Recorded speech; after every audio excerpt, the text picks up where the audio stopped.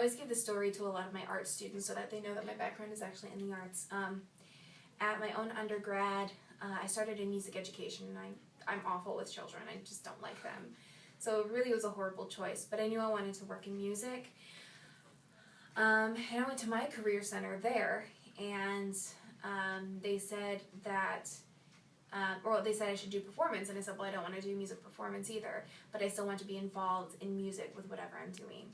And so they said, well, if you don't want to perform or teach, then you really shouldn't be a music major. You should look at something else.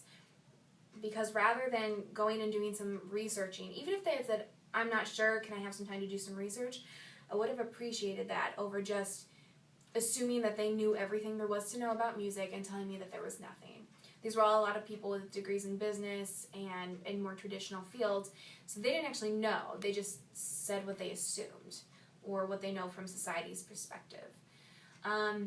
So I did switch my major, and I hated it. I was extremely out of my element, and luckily I came into a teacher who had done some of his graduate work at Florida State University, and he saw how active I was in my music fraternity, my a cappella group, as a leader in those positions, and he encouraged me to look into arts administration, which ended up being a perfect fit. It's just that no one had told me about it before.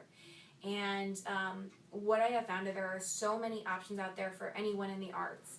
And when I was at Florida State, I got a lot of exposure to arts entrepreneurship, basically how to build a career for yourself within the arts, even though maybe there's not a high demand, and it's a very limited and competitive field.